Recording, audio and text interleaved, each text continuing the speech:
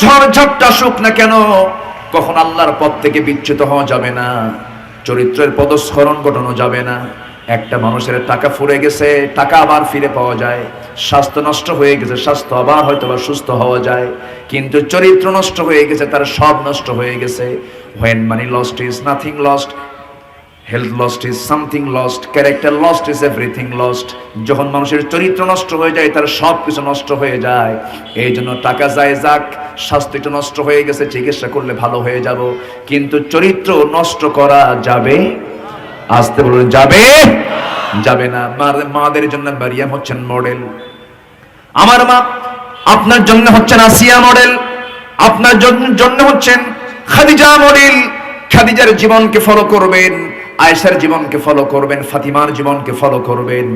আমরা life style কাজকে উন্নত বানিয়ে ফেলেছি, ভালো কথা। সুন্দর খাট, এসি রুম, ঘরটা ডেকোরেট বিভিন্ন আসবাবপত্র দিয়ে, ফার্নিচার দিয়ে সাজানো, কিন্তু ঘরটা সাজিয়েছে ফার্নিচার দিয়া, কিন্তু দিলের মধ্যে কোনো মহব্বত নাই। আসতে কোন কেন? আসতে কোন কেন? মহব্বত হবে কেমনে?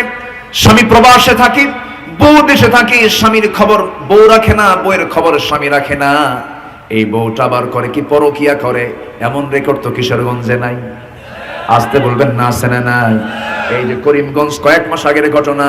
করিমগঞ্জে একটা মেয়ে, এক মহিলা পরকিয়া করত। বড় মেয়ে তার মাদ্রাসায় পড়ে। বড় মেয়েটা বলছে, বাবা, মা, আমার বাবা প্রবাস জীবনে থাকে, কত কষ্ট করে আমাদের জন্য জীবিকা নির্বাহ করে, তুমি যে পরকিয়া করছো এটা তো তোমার উচিত নয় মা। যখন সন্তানের সামনে যখন ধরা পড়ে গেছে, মা, ওই মা করেছে কি? ওই পরকিয়া, ওই অবৈধ পুরুষের সঙ্গে যোগ সাজস করে মেয়েটাকে হত্যা করে ফেলেছে। পরকিয়াকে মজবুত করার জন্য মেয়েকে হত্যা করতে আজকে দ্বিধা করে না। সব আছে, টাকা আছে, পয়সা আছে, শুধুমাত্র অবৈধ পন্থা অবলম্বন করার জন্য আজকে মেয়ের হাতে, মায়ের হাতে মেয়েটা পর্যন্ত জীবন দিয়ে দিচ্ছে, স্বামীর হাতে ছেলে পর্যন্ত জীবন দিয়ে দিচ্ছে। এই সমস্ত অবাধ মেলামেশার কারণে আজকে এই সিচুয়েশন গুলো তৈরি হয়েছে। আমার ভাইয়েরা, এই জন্য শুধু অর্থ দিয়েই জীবনটা উন্নত করা যাবে না। জীবনকে উন্নত, সুন্দর চরিত্র উন্নত করার জন্য সুন্দর চরিত্র দরকার। উন্নত চরিত্র ছাড়া সমাজে কোনোদিন শান্তি আসতে পারে না। ঠিক কিনা বলেন? উন্নত চরিত্র আনতে হবে। আমার মা, আপনি যদি ভালো হয়ে যান, আপনার সন্তানটা ভালো হয়ে যাবে। আপনি হচ্ছেন ফ্যাক্টরি। আপনি কি? আমার মা হচ্ছেন ফ্যাক্টরি। ফ্যাক্টরি যদি ভালো হয়ে যায়, সব ভালো হয়ে যাবে। আপনি যা শিখাবেন সন্তান তাই শিখবে।